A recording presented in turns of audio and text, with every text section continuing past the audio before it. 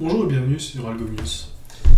Nous avons déjà vu dans la logique comment finalement construire des propositions et pourquoi elles étaient obligatoires pour l'ordinateur.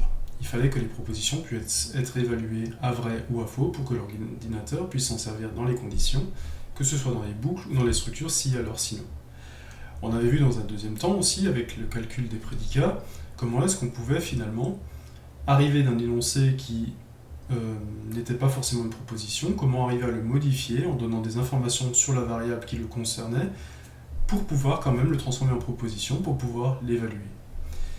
Toutes ces étapes nous ont fait prendre conscience en fait que l'ordinateur on devait lui présenter des propositions sans ambiguïté pour qu'il puisse les définir, savoir si elles sont vraies ou fausses et que lui puisse déterminer comment il doit réagir. On va essayer de mettre, avec cette nouvelle étape maintenant, en place le calcul booléen qui va nous permettre de formaliser les différentes conditions que nous avons vues jusqu'à maintenant, d'essayer de les rendre, de pouvoir les écrire, d'essayer de trouver un format dans lequel on puisse les écrire et dans un format dans lequel on puisse les comparer finalement et peut-être aussi les simplifier pour rendre nos conditions plus simples. Et lorsque les conditions sont plus simples, eh bien on va se rendre compte que lorsque l'on va écrire un programme qui va se baser sur ces conditions-là, dans des structures conditionnelles ou dans des boucles, eh bien on va se rendre compte que notre programme sera beaucoup plus lisible. Donc c'est quelque chose qui est intéressant à faire du point de vue mathématique, c'est quelque chose qui est intéressant à faire du point de vue du développement également, puisque moins votre programme fera d'évaluation, plus il sera rapide. Donc ça peut être une question d'optimisation aussi de votre programme qui pourra être fait au travers des calculs booléens que nous allons voir aujourd'hui. Donc sans plus entendre, on va essayer de mettre en place les bases de notre calcul booléen. Et vous allez voir que beaucoup d'éléments ont déjà été vus dans les vidéos précédentes. On va essayer de comprendre un petit peu au travers des circuits électriques. Donc un circuit électrique, je vous le rappelle qu'un ordinateur c'est composé essentiellement de circuits électriques, de microprocesseurs et ainsi de suite, dans lesquels circule du courant. Et donc le circuit électrique c'est une analogie très simplifiée d'un ordinateur. Et on va voir en fait que toutes les notions que nous avons vues, les et, les ou et les not, eh bien, ce sont à la fois des fonctions que nous utilisons tous les jours dans les langages de programmation ou en algorithmie, mais c'est aussi quelque chose qui j'allais dire programme, mais c'est pas tout à fait ça, c'est quelque chose qui se construit aussi très facilement du point de vue électronique, et c'est sur ces architectures-là que sont basées nos machines. Et donc, par exemple, si on a des notions de collège de circuits électriques, qu'on a déjà vu, on avait parlé notamment au collège des circuits en parallèle ou en série. Et on va essayer de voir quel est le rapport finalement avec les opérateurs et ou que l'on a déjà vu dans les vidéos précédentes.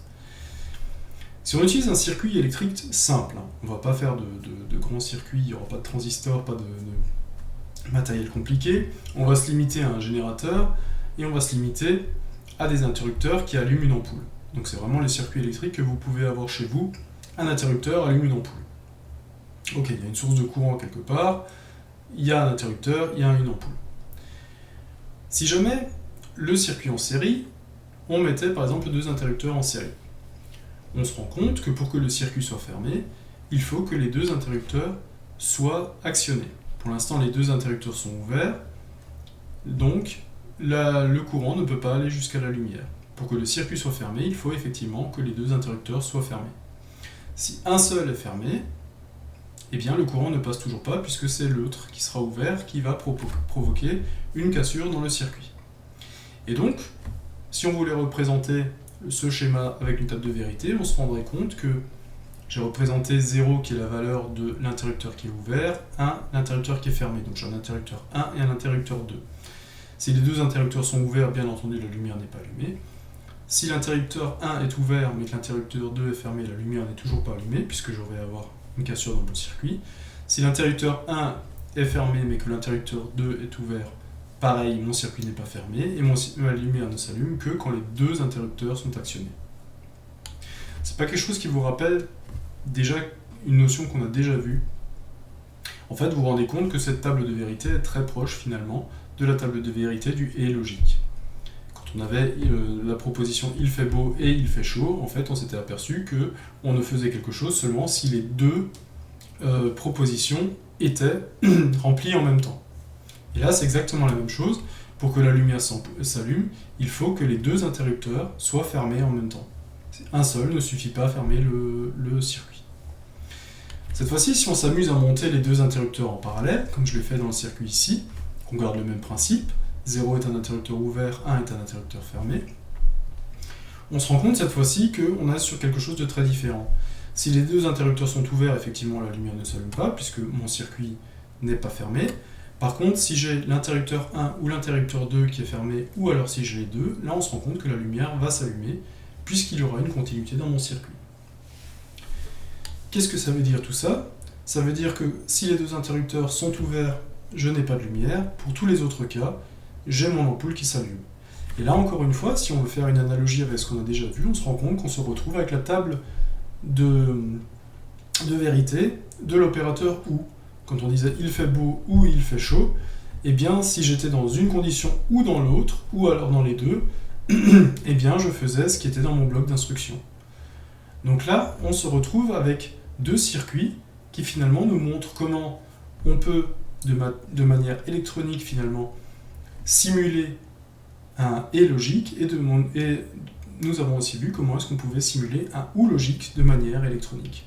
Et donc en fait, à partir de là, vous vous rendez compte qu'il est facile de construire finalement des « et » et des « ou » logiques de manière avec des interrupteurs et avec des câbles électriques.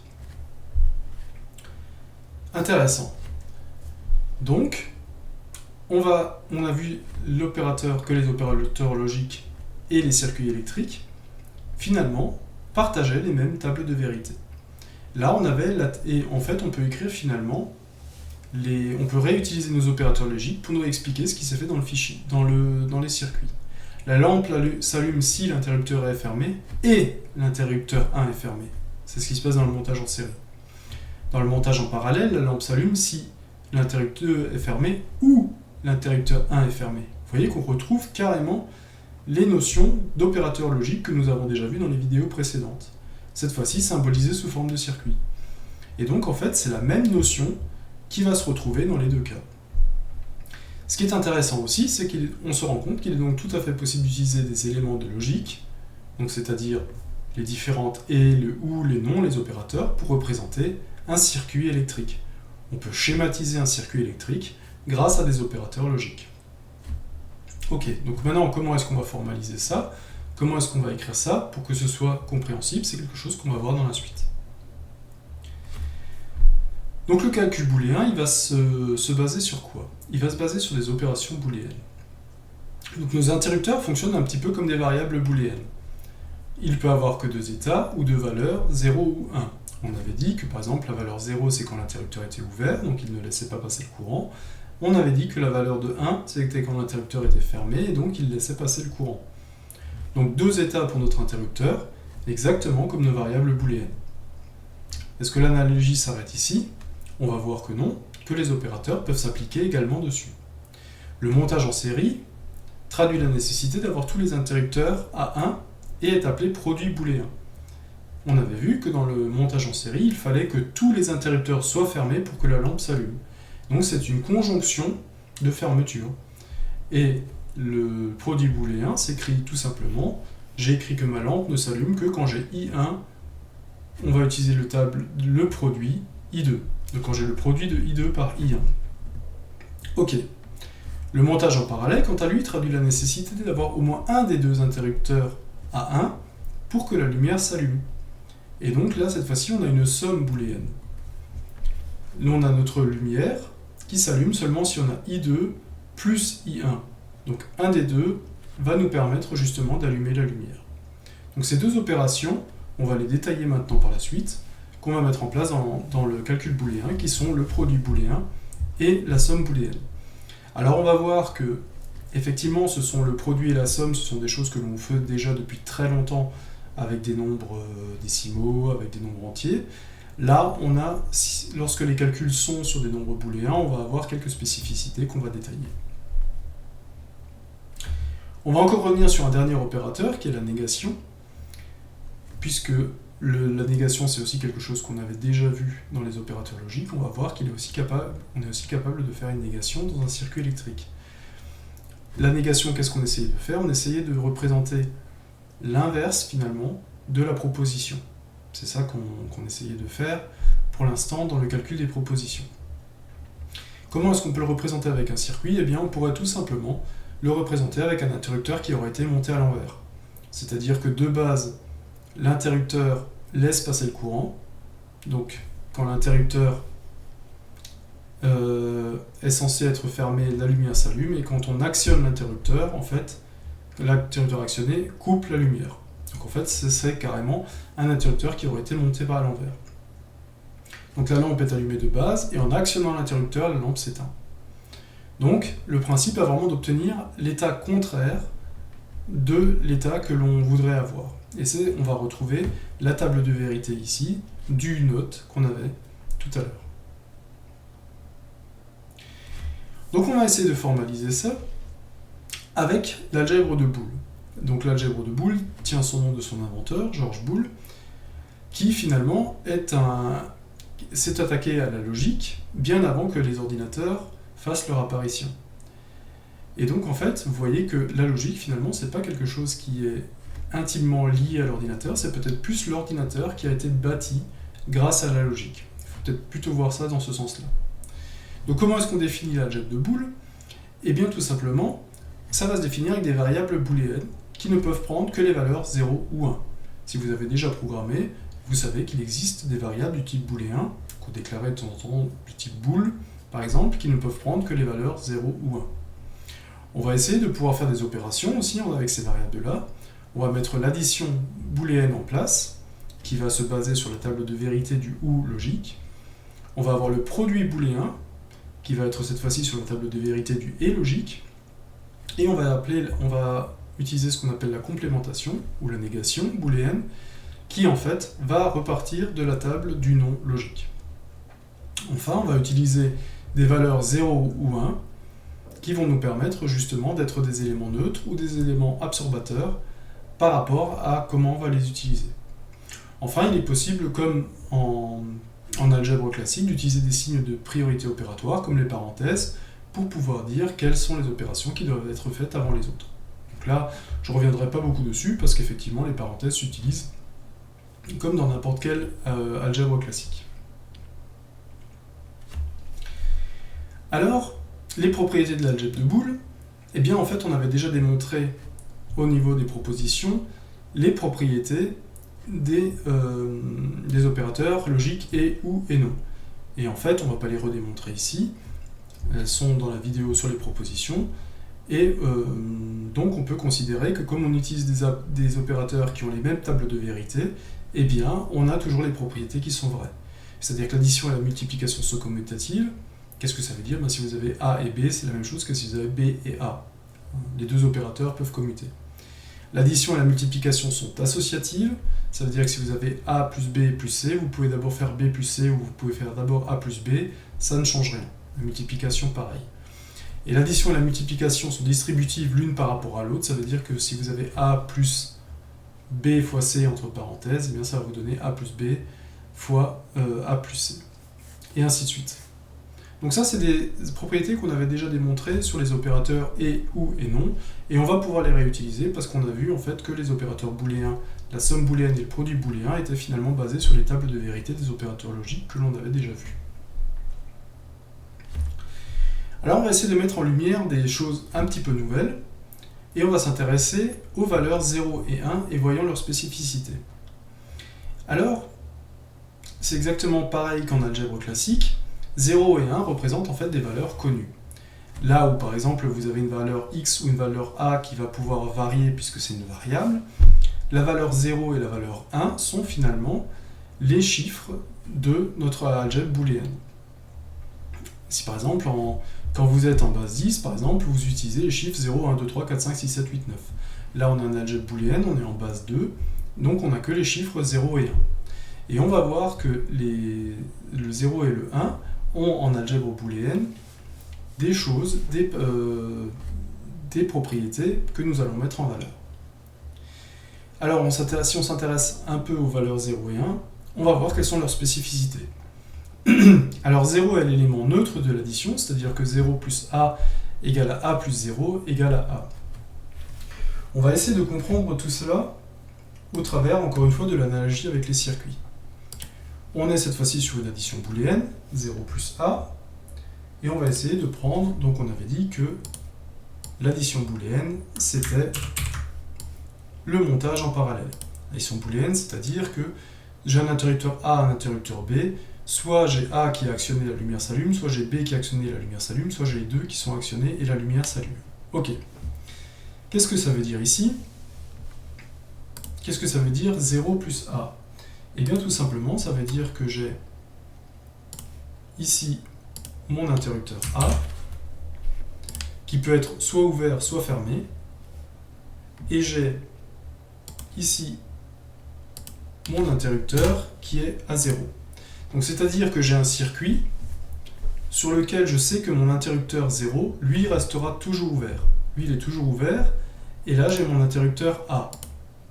Donc en fait, vous vous rendez compte que mon circuit, finalement, que la lumière s'allume ou pas, ne va pas du tout dépendre de ma valeur 0, mais va uniquement dépendre de la valeur A.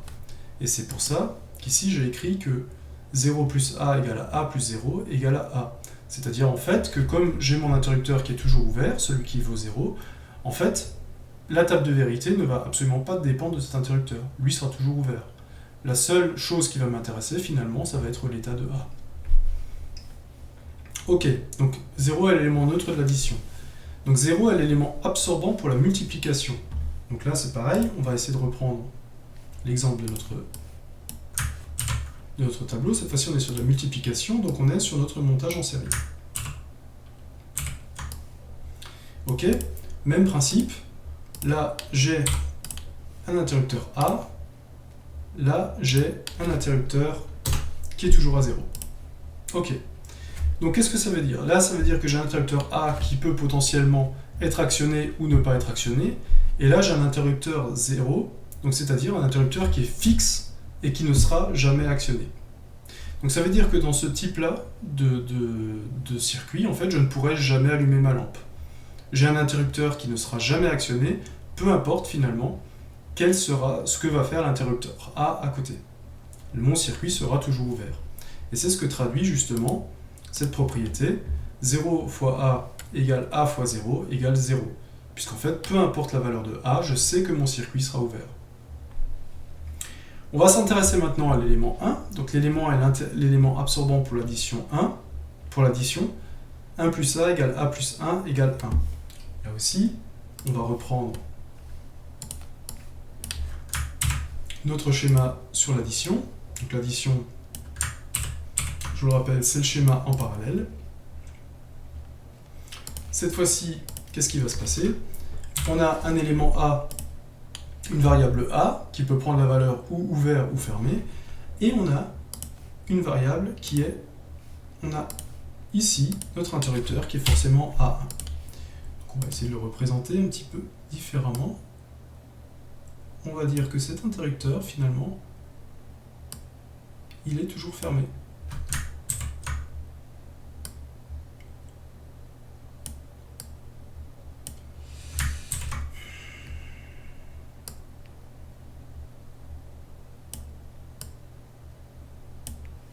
Voilà. Donc on a un interrupteur A qui peut prendre la valeur potentiellement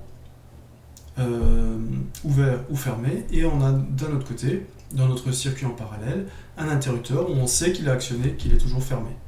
Et en fait, on se rend compte que finalement, on n'a pas besoin de savoir la valeur de A, puisque dans ce cas-là, on sait que la lumière sera allumée, puisque l'interrupteur qui est à 1 est toujours actionné.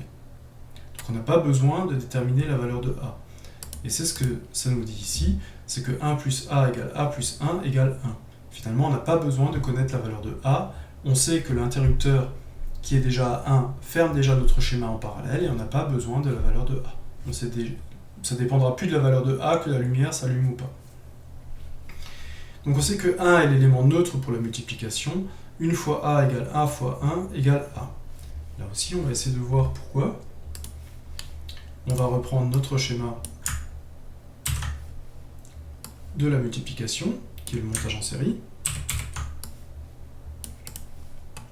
Pareil, cette fois-ci, on a un levier A, et on a un levier qui sera toujours à 1. Donc je le rappelle, en fait, si le levier est toujours à 1, ça veut dire que cet élément-là, en fait, cet interrupteur est fermé. Ok. Et donc si cet interrupteur est toujours fermé, en fait, vous voyez que qu'est-ce qui va faire que la lumière s'allume ou pas? Eh bien, ce qui va faire que la lumière s'allume ou pas, c'est que finalement, que A soit actionné ou pas. Et en fait, on n'a plus besoin de tenir compte finalement de cet interrupteur qui ne va de toute façon pas bouger. Lui, on sait qu'il va fermer le circuit, et en fait, on sait que la seule chose qui va faire que la lumière s'allume ou pas, c'est l'état de A. Et c'est exactement ce qui est signalé ici, c'est que 1 fois A égale A fois 1 égale A. La seule composante dont on a besoin de savoir finalement l'état, c'est A.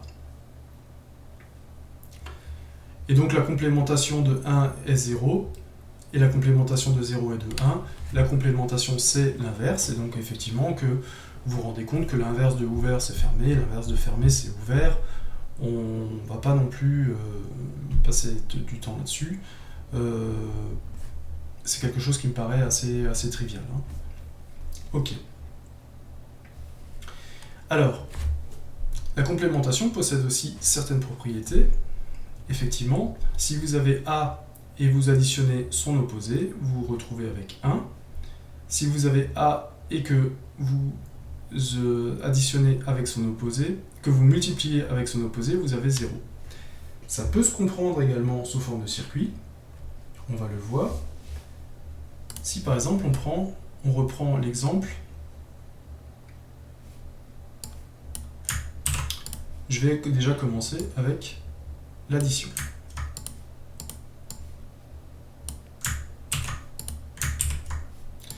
Alors l'addition, qu'est-ce que ça veut dire? C'est-à-dire que vous avez un interrupteur qui est dans un état A, et vous avez un interrupteur qui est dans l'état non A. Qu'est-ce que ça veut dire? Eh bien, ça veut dire que si A est ouvert, ça veut dire que son opposé est fermé. Et si A est fermé, ça veut dire que son opposé est ouvert. Et donc, qu'est-ce que ça veut dire? Ça veut dire tout simplement que si vous avez A et moins 1, en fait, la lumière est toujours allumée parce qu'il y aura toujours un des deux interrupteurs, finalement, qui va actionner la lampe. Soit A est fermé et c'est la négation de A qui est ouvert, soit c'est A qui est ouvert et c'est la négation de A qui est fermé. Mais dans tous les cas, en fait, la lumière va s'allumer. Et c'est pour ça, en fait, qu'on dit que A plus non A est égal à 1. C'est que dans tous les cas, en fait, ça ne dépend plus de A.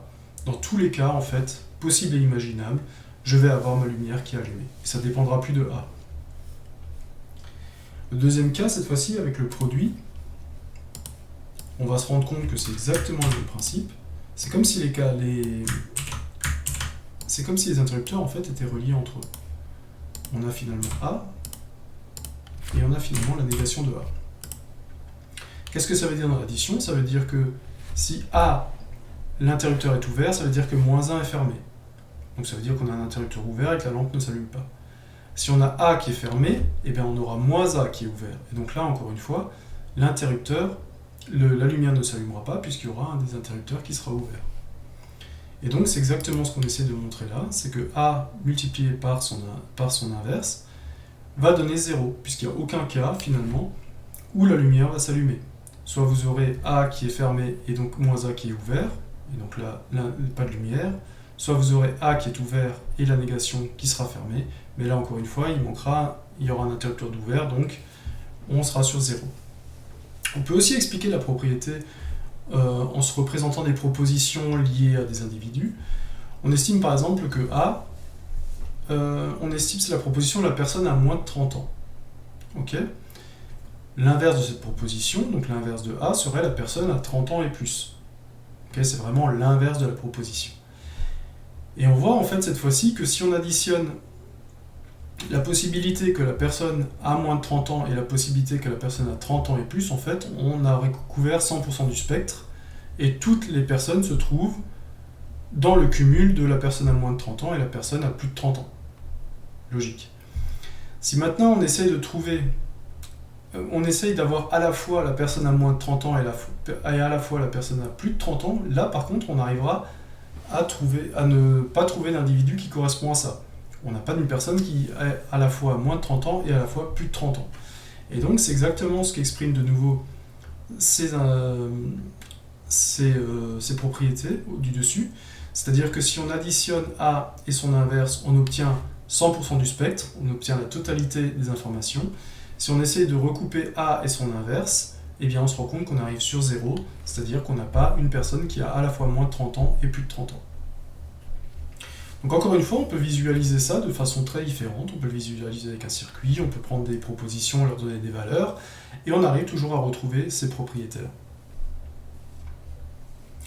Alors, juste un petit mot sur les priorités opératoires, c'est quand même quelque chose qui est très important. Donc en algèbre de Boole, les priorités opératoires sont assez semblables finalement à l'algèbre classique.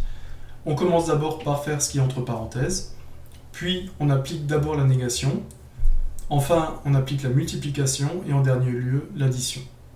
Donc je vais donner un petit exemple pour voir à quoi ça ressemble. Là j'ai A plus B fois non C, se lit finalement de la façon suivante. Non C va prendre la priorité, puis le non C on va le multiplier par B, puis on va additionner tout ça à A, puisque la complémentation est prioritaire sur la multiplication, qui est elle-même prioritaire sur l'addition. Donc en fait c'est quelque chose qu'on fait déjà en algèbre classique, je ne vais pas m'attarder trop dessus. Quelque chose de très intéressant, c'est la loi de De Morgan. Alors De Morgan est un contemporain de George Boole, donc c'est aussi quelqu'un qui en fait a trouvé des lois sur la logique bien avant que l'ordinateur soit créé. Donc on va essayer de comprendre la différence entre les algorithmes et leur table de vérité. Alors s'il fait beau et qu'il fait chaud, alors je mets une casquette, sinon je prends un parapluie. S'il ne fait pas beau ou qu'il ne fait pas chaud, alors je prends un parapluie, sinon je mets une casquette. On s'aperçoit déjà que je mets une casquette et dans le premier cas, dans la condition du bloc 1, dans le si, alors qu'il se trouve dans le sinon dans le bloc 2, et je prends un parapluie, se trouve dans le sinon du bloc 1, et se trouve finalement dans le si du bloc 1. Ok.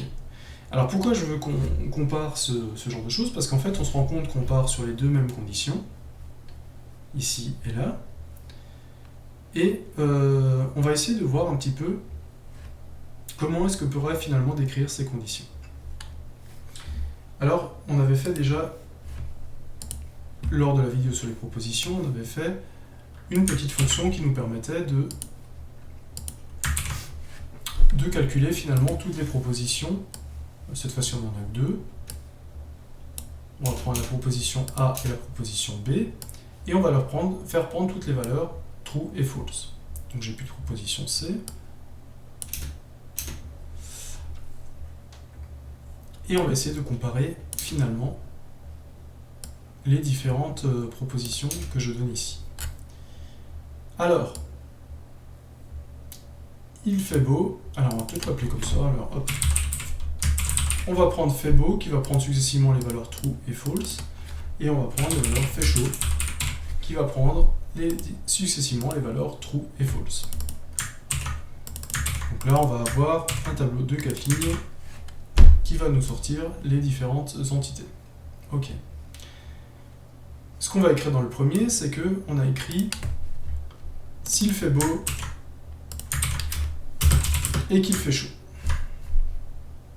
Ça, c'est notre première proposition. On va écrire la deuxième. La deuxième proposition, qu'est-ce qu'elle nous dit? Elle nous dit s'il ne fait pas beau, donc note fait beau, ou qu'il ne fait pas chaud. Ok, c'est bon, j'ai tout pris, d'accord. Alors, on va relancer.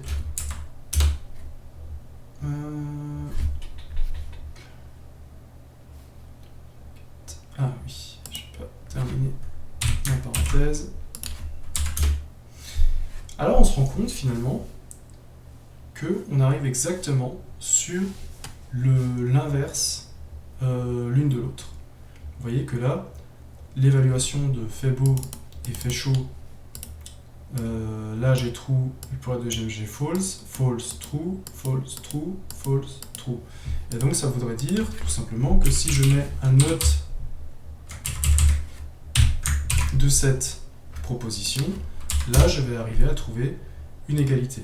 False, false, true, true, true, true, true, true.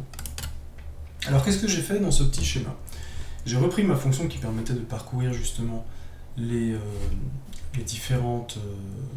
que fait beau va prendre des valeurs true et false, fait chaud va prendre des valeurs true et false, et dans le for ici, ça va me faire toutes les combinaisons possibles de fait chaud et fait beau.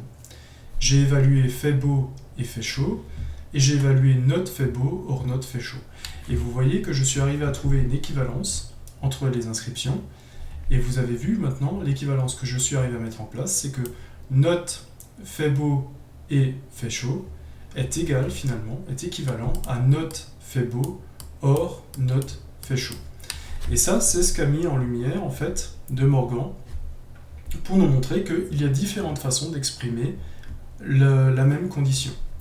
Et en fait, ces deux algorithmes qui ont l'air très différents, il y en a un qui a un et, il y en a un qui a un ou, il y a effectivement les mêmes conditions, mais les différentes réactions ne sont pas au même endroit dans le si. En fait, ces deux algorithmes font exactement la même chose. Pour vous en convaincre, vous pouvez peut-être aussi faire la table de vérité vous-même dans un tableur et essayer de voir qu'effectivement, ces deux algorithmes arrivent au même résultat. Donc un résultat très très intéressant que De Morgan a mis en lumière.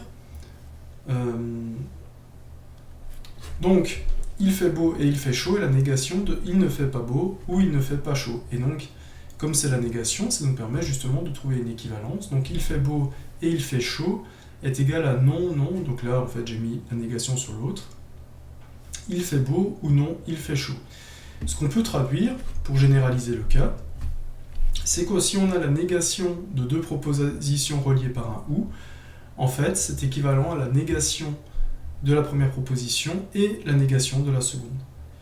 Et de l'autre côté, ça marche également. Si on a la négation d'une proposition et d'une deuxième, c'est égal à la négation de la première ou la négation de la deuxième. Quand on avait fait le calcul des prédicats, on avait vu que la négation d'un quantificateur existentiel devenait un quantificateur universel, et la négation d'un quantificateur universel devenait un quantificateur existentiel. Et bien là, c'est exactement le même principe. La négation d'un ou devient un et, la négation d'un et devient un ou. Et ça, c'est De Morgan qui l'a mis en lumière, et encore une fois, on arrive à le retrouver. Je vous rappelle ce petit programme qu'on a fait ici, qui parcourait juste les combinaisons différentes de deux propositions, et qui nous permettait de voir que les deux propositions étaient équivalentes. Donc c'est quelque chose qu'on peut retrouver très facilement. On va terminer cette explication sur l'algèbre de Boole avec les tableaux de Carnot. Effectivement, on a vu qu'on pouvait représenter les différentes l'algèbre de Boole avec différents paramètres, différentes variables, des opérations entre elles, et des nombres entiers, 0 ou 1, qui nous permettaient de symboliser également les valeurs dans l'algèbre de Boole. Donc les tableaux de Carnot, cette fois-ci, ça va nous permettre d'avoir une vision un petit peu graphique des différentes choses qui rentrent dans l'algèbre de Boole. Ça va nous permettre de voir quelles sont les expressions qui sont équivalentes et de trouver facilement si on peut simplifier également des expressions. Donc qu'est-ce qu'on va faire dans les tableaux de Carnot? On va essayer de représenter toutes les combinaisons possibles entre les variables booléennes, mais cette fois-ci sous forme de tableau. Alors je vous rappelle que c'est ce qu'on avait déjà fait ici. On avait déjà voulu voir que il fait beau pouvait prendre des valeurs true et false, il fait chaud pouvait prendre des valeurs true et false, et donc de les combiner sous forme de boucle, ça nous donnait 4 lignes où les deux étaient à vrai, le premier était à vrai, le deuxième à faux, le premier à faux, le deuxième à vrai, et le dernier cas où les deux étaient à faux. Et bien c'est à peu près sur la même logique qu'on va construire les tableaux de Carnot. On va essayer finalement, lorsqu'on a deux variables booléennes, d'essayer de représenter toutes les valeurs possibles, toutes les combinaisons possibles que peuvent avoir ces deux variables. Alors les combinaisons possibles, qu'est-ce que c'est? Alors, on a par exemple tracé dans ce tableau de Carnot, on a par exemple A et son opposé non A. On a B et son opposé non B. Et quelles sont les combinaisons possibles que je peux faire avec ces deux variables finalement, eh bien on peut avoir A positif fois B positif, on peut avoir A positif fois B négatif, on peut avoir A négatif fois B positif, et on peut avoir la négation de A multipliée à la négation de B. Donc en fait, je prends toujours ce qui est en en-tête de ligne et en en-tête de colonne, et j'utilise le produit booléen dessus. Et donc en fait, on se rend compte qu'on arrive à avoir tous les cas possibles et imaginables. Ok, et donc à quoi ça va nous servir de représenter finalement ces tableaux de Carnot? Eh bien, ça va nous permettre de représenter très facilement des opérations, des expressions booléennes. On peut par exemple facilement représenter une expression avec deux variables booléennes dans le tableau de Carnot.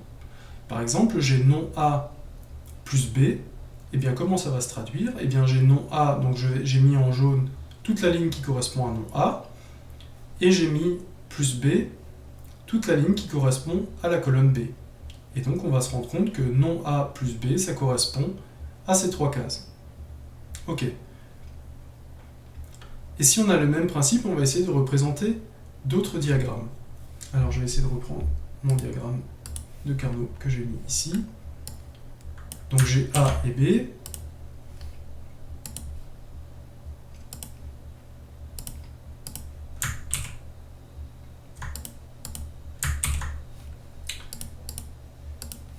Alors, j'ai mon diagramme de Carnot qui est ici. Et je me rends compte que je vais essayer de trouver, de représenter les opérations qui sont là. Alors ici, j'ai non A plus AB. Ok? Donc non A, j'ai mon non A dans ma colonne ici. Donc, il me suffit finalement de prendre non A,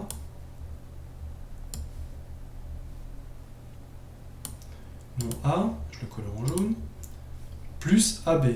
AB, il est là, à la conjonction de A et B. A. On s'aperçoit qu'en fait, je me retombe sur le même tableau que j'avais vu en haut. Et donc, ça me permet d'écrire que non A plus B, c'est égal à non A plus AB. Donc, je suis déjà arrivé à trouver, grâce au tableau de Carnot, finalement, deux écritures équivalentes pour la même expression booléenne. Recommençons avec le troisième... avec la troisième écriture. Cette fois-ci, je mets AB. Donc je prends AB qui est ici. Puis j'ai non AB. Alors non AB est ici.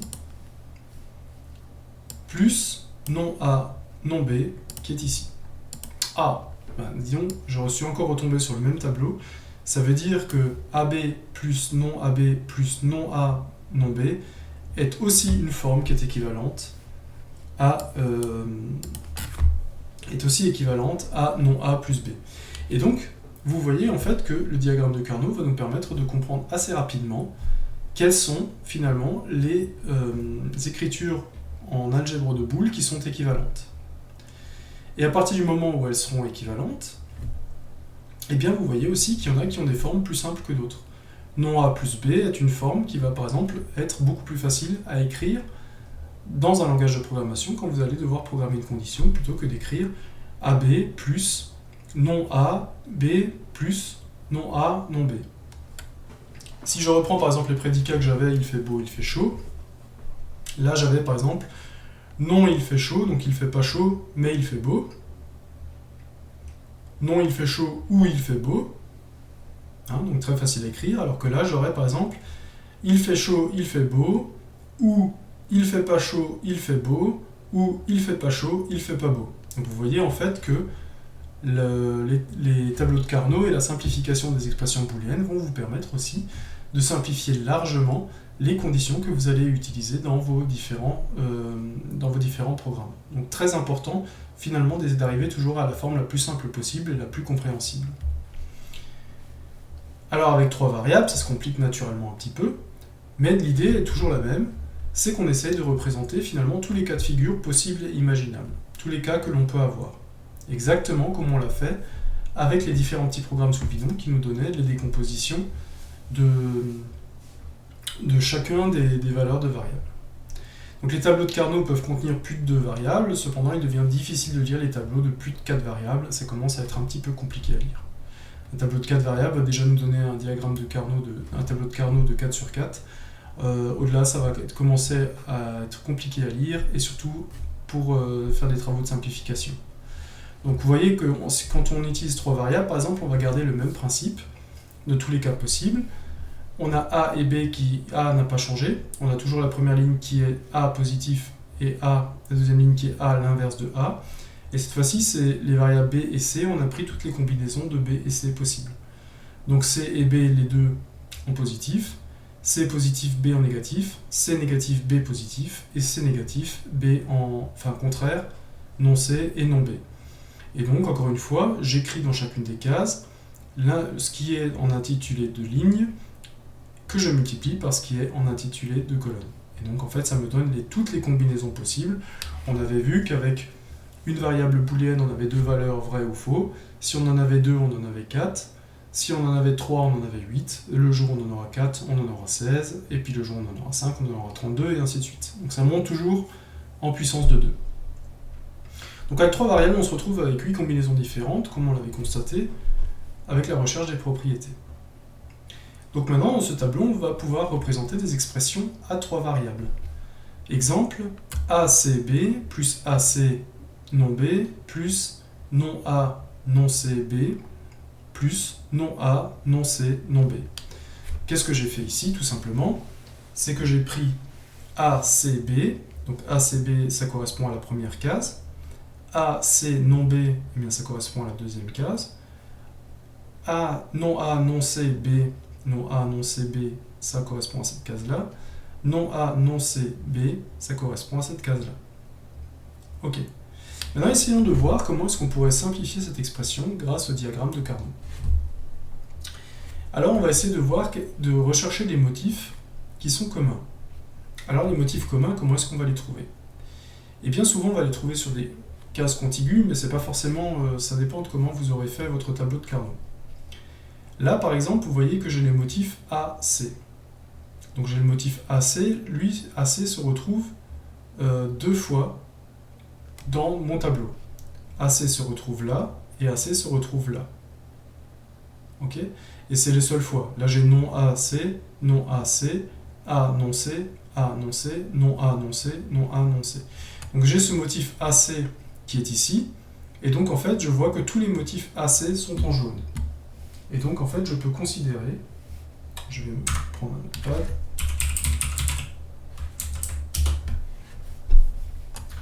je vais considérer déjà que j'ai à la fois A, C, B, et j'ai à la fois A, C, plus, ou A, C, non B. Et donc en fait, je me rends compte que j'ai tous les motifs AC qui sont dans mon tableau, et donc en fait, je m'aperçois que si j'ai tous les motifs AC, je n'ai pas besoin de B. En fait, j'ai AC qui est lié à B, AC qui est lié à non B. En fait, on voit que ce n'est pas la variable B qui va faire varier les choses. AC est suffisant. Et donc ces deux cases, je peux déjà les simplifier en AC. Ok. Est-ce que je peux faire pareil dans les autres cases? Là, j'ai non A, non C, B, et j'ai ou, non A, non C, non B. Et ici, on va s'apercevoir exactement de la même chose, c'est qu'on a le motif non A, non C, non A, non C, qui est identique dans les deux, et c'est la seule fois, en fait, où on le retrouve dans le diagramme de Carnot. On n'a jamais la combinaison non A, non C ailleurs. Et donc, on se rend compte une fois de plus qu'on n'a pas besoin d'avoir B, ici. Et donc, en fait, tout ça, ça se simplifie en non A, non C. Ok. Et donc, ça, c'était l'expression que j'avais là-haut. Donc, il ne me reste plus qu'à additionner les deux. Et voilà, j'ai simplifié grâce au tableau de Carnot. Donc, l'expression que j'avais là-haut, finalement, se simplifie en AC plus non A, non C. Donc vous voyez que c'est beaucoup plus court à écrire. Et ça, je l'ai déterminé grâce au diagramme de Carnot. Alors, est-ce que j'aurais pu trouver cette simplification à partir de l'exercice de départ? Eh bien oui, j'aurais pu, puisque vous savez que les règles de factorisation s'appliquent. Et donc à partir du moment où j'ai A plus B plus C, A, C, B et A, C non B, j'aurais pu tout simplement dire que je mets A, C en facteur, puisqu'il est commun dans les deux, et je serais arrivé à B plus non B. Et ça, on a vu tout à l'heure que non A plus non B, ça faisait 1, puisque je vous avais repris l'exemple avec une personne à moins de 30 ans ou à plus de 30 ans, mais si elle est forcément dans l'une des deux catégories. Donc si vous prenez les moins de 30 ans et en plus les plus de 30 ans, eh bien vous avez 100% de chance que la personne soit dedans. Là, c'est exactement pareil. B plus non B, ça va vous donner 1. Et 1, on a vu que multiplié par n'importe quoi, ça donne... C'est pas le 1 qui, quand il est multiplié, en fait, il va être absorbé par le reste, et donc, en fait, il ne reste qu'à C. Et donc, vous voyez qu'on aurait pu simplifier également par calcul directement.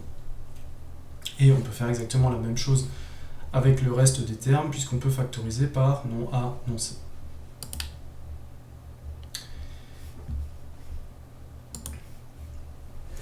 Voilà cette dernière vidéo sur la logique. Donc vidéo très intéressante puisque l'algèbre de Boole pose justement les fondations de ce que l'on va utiliser lorsque l'on met en place une condition, donc soit dans une structure si alors sinon, soit dans une boucle. Et vous avez vu que l'algèbre de Boole, au travers de ses outils, de ses variables et des nombres 0 et 1, met à disposition plusieurs choses qui vont nous permettre de simplifier nos conditions. On a vu qu'on a la possibilité avec les tableaux de Carnot finalement d'essayer de trouver facilement quelles sont les expressions qui sont équivalentes. C'est les expressions qui vont colorer finalement les mêmes cases dans le tableau de Carnot qui vont être équivalentes. On a vu que les tableaux de Carnot vont nous permettre aussi de simplifier des expressions, et qui dit expressions plus simples vont nous dire par exemple que dans nos programmes, on va avoir moins de cas à évaluer. Et moins on évalue de cas, en fait, plus notre programme est rapide. Surtout si l'évaluation de cas se fait dans une boucle qui est appelée un certain nombre de fois, surtout si les tests sont faits dans une boucle, ça peut de supprimer quelques tests qui sont faits, peut nous faire gagner énormément de temps. Et donc l'algèbre de Boole, c'est quelque chose qui est effectivement un outil mathématique, mais qui peut nous faire gagner énormément de temps en programmation et en optimisation de nos taux de traitement.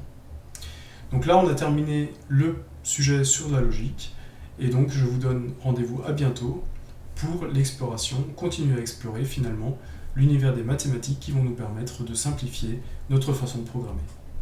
À bientôt!